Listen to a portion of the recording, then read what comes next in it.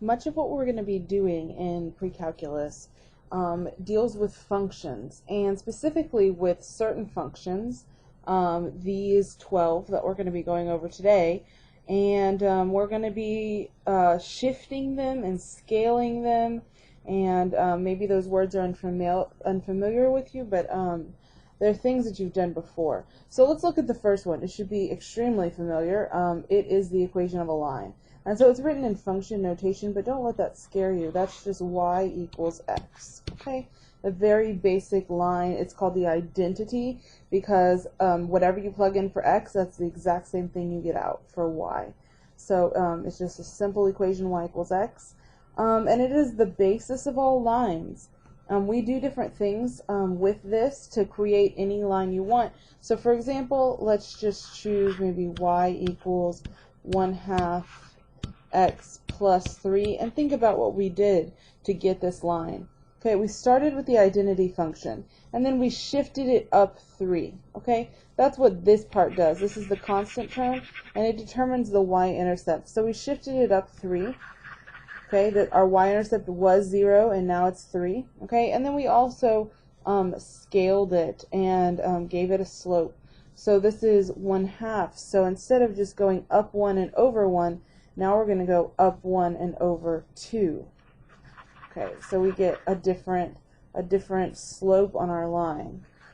So this way, connect the dots, and this line now looks like this. So it's shifted and it's tilted, okay? We call that scaled, to get a new line. Alright, and we're going to be doing those same things, shifting and scaling, in order to get every graph that we're going to work with this semester. Alright, so let's go on to a different type of function. So this is one parent function, okay? It's the basis for making all the lines.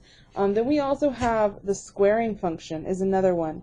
And so this is just the graph of y equals x squared, and we can get all parabolas out of this graph.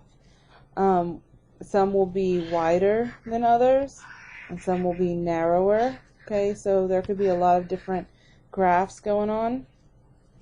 And it doesn't always have to be squared. It could be x to a different power, so long as the power is even. Okay, so even powers.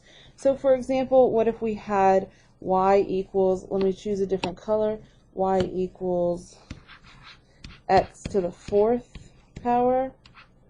That is going to go down further and then shoot up faster. But it's a very similar shape, down further and shoot up faster. Okay, and the higher the power of x, the more it's going to do that. So this is going to be hard to draw, but y equals, let's say, x to the 10th. So long as it's an even power, it's going to have this shape. It's going to go down. It's going to hug the x-axis even more. It's going to shoot up even faster. Okay, that was really poorly drawn. But it's going to be narrower, but then flatter on the bottom. All right, even powers. Cubix, okay, so cubics are another type. So this is y equals x cubed, and it's going to have the same pattern for anything that has an odd power of x. And so this is the same idea. Notice that on this side, it looks the same as a parabola. Okay, but on this side, the parabola is upside down. So it's like we took this side and flipped it upside down. And it will have similar things for all odd powers of x. Okay, so odd powers. Alright, let's look at the reciprocal function.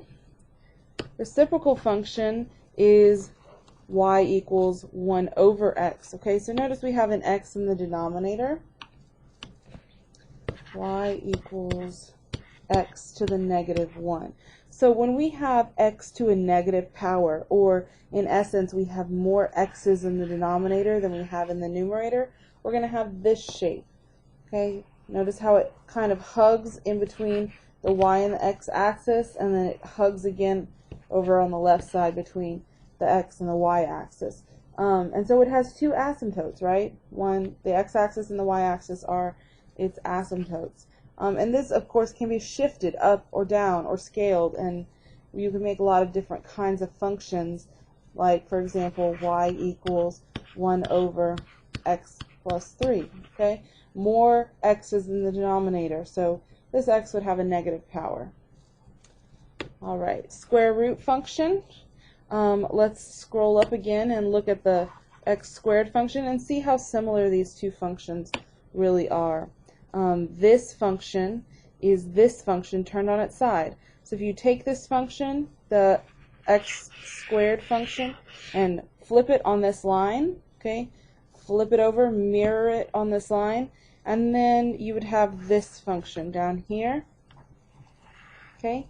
But we can't include the bottom half of this function because then it doesn't pass a vertical line test.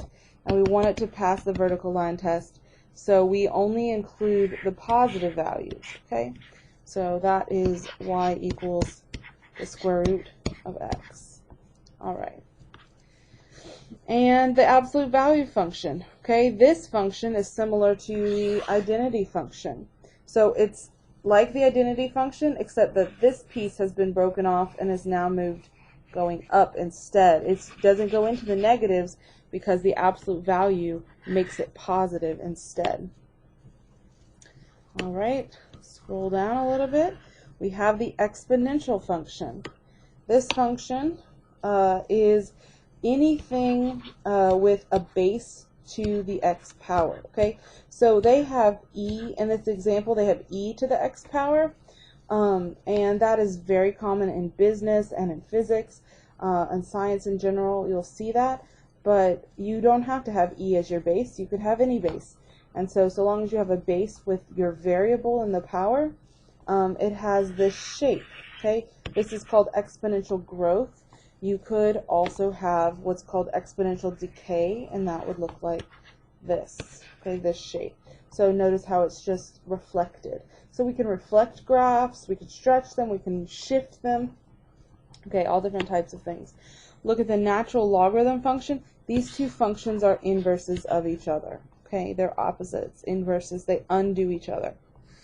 And again, this function over here, you take this function, take the identity and mirror it, flip it over, and you get this function right here. Okay, they're mirror images of each other on the identity. All right. We have the logistic function. Okay, it curves up like this. It's kind of an unusual thing you don't see very often. So it has e in it again, but you'll see it maybe in some higher level, some calculus and stuff like that. All right, great. And we have three more. The sine function. It's a wave like this. We'll definitely be talking about this throughout the semester. The cosine function. The cosine function and the sine function are also very similar. They're just shifts of one another. So if you take this whole graph and shift it over this way just a little bit, and take the top of this hill and move it over to 1, then you'd have this graph. Notice how the top of the hill is at 1 for a cosine function. But the top of the hill is not at 1 for sine. Sine starts at the origin and goes up one way, and to the left it goes down. So, but if you take sine and you shift it over to the top of the hill is at 1, then you have the exact cosine function. So they're very similar. Okay. The greatest integer function may be one that's really hard to understand. So let's take some time talking about what it is. The greatest integer function, and I'm going to go ahead and write it in function notation. Sometimes we'll write it like this. Okay. What happens here is whatever number you plug in, it will find the greatest. Let's see. Let's look at this real quick. If you plug in, for example, if we go ahead and plug in an x, let's plug in maybe 0.5, then it will plug in it will give you as an answer the greatest integer smaller than that number. So let me write that out. If you plug in, let's do 1/2. Okay, write it as a fraction. 1/2 on the x-axis falls right here. And what do we get out for a y value? Oh, the y value is 0. Okay, so it finds the biggest, the biggest integer smaller than the number you put in, and that's your output. So for example, if we plug in, Let's do 1.37. Okay, 1.37 is maybe about right here. Okay, so we go up to the graph, and 1.37 is right here. And what's the y value for that point? The y value is 1. So that is the biggest integer, smaller than our input, and that's what we get for the output. So it's called, if you look at the graph, it has these steps, okay? This type of graph is called a step function graph, okay? For obvious reasons, that's what it looks like. Great. Okay, let's zoom out a little bit and look at all of them all at one time. You may have to blow up your screen a little bit to see all of these. And let's talk about some stuff from last lesson. Which of these functions are bounded? Okay, bounded. So bounded means that it's bounded above and below. Okay, this one, no. It keeps going in both directions, up and down. Squared function, it's bounded below, but it's not bounded above, so it's not bounded. Cubic function, it goes up and down for sure. Reciprocal function, no, keeps going. Square root function, no, it is bounded below, okay, it never goes negative, but it is not bounded because of that. Absolute value function is bounded below. Exponential function is bounded below. Natural log function is not bounded, but the logistic function, here we go, here's one that's bounded above and below, so it is bounded. And the sine function, also bounded above and below. Never gets higher than 1, never gets lower than -1. The cosine function, bounded above and below, so we're good there, but not the greatest integer function. All right, great. Okay, what about continuity? Which of these functions are continuous? Continuous. Okay, this is continuous. It keeps going. No holes, no gaps. Okay, continuous, continuous. What about this one? It has this missing place in the middle, so not continuous. Square root function is continuous on its domain. It starts here, but once it starts, it keeps going with no breaks. Absolute value is continuous. Exponential is continuous. Natural log, again, it doesn't go all the way to the negatives, but where it's defined, it is continuous. Logistic function is continuous. Sine function is continuous. Cosine function, there's no breaks. But the greatest integer function has lots of breaks everywhere, so that one is definitely not continuous. What about symmetric? Let's talk about symmetry on the y-axis. Is this symmetric? If you were to reflect this on the y-axis, would it be symmetric? No. Okay, so this is not an even function. Squared function? Yes. If you reflect it on the y-axis, flip this side over to here, it is symmetric. Cubic function? No. And that's what you would expect because this is an odd function, so it's not going to be symmetric on the y-axis. Here, no, no, yes, this one's symmetric. It's an even function. Here, no, no. This one, close, but no. Still no, yes.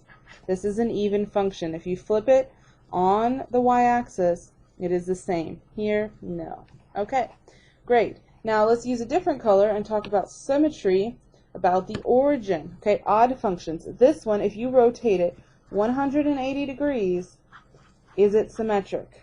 Sure is. Sure is. Cubic function? Yes. This one? Yes. Square root function? No. And if it's an even function, it's definitely not going to be an odd function. So we don't even have to check this one. This one, if we rotate it 180 degrees, is it symmetric? No, it's not. Okay, natural log function? No. Logistic function? If we rotate it 180 degrees, you would think it would be. If we shifted it down to the origin, so the center was at the origin, then it would be. Okay, but as it is, no. This one, if we rotated it 180 degrees, yep. Sine function is an odd function. Okay, and the greatest integer function? No. It would be maybe a least integer function. All right, great job. Let's look for asymptotes. Do we see any asymptotes here? Yeah, the one that we already talked about right here. We have asymptotes at the y-axis and the x-axis. Do we have any more? Yes, sure enough. Right here in the exponential function, we have an asymptote on the x-axis, and naturally on its inverse, we also have an asymptote on the y-axis. Okay, they're inverses, so the asymptote just moves along with the graph. Okay, perfect. We have asymptotes on the logistic function, okay, above and below. And that looks like all of our asymptotes. Great.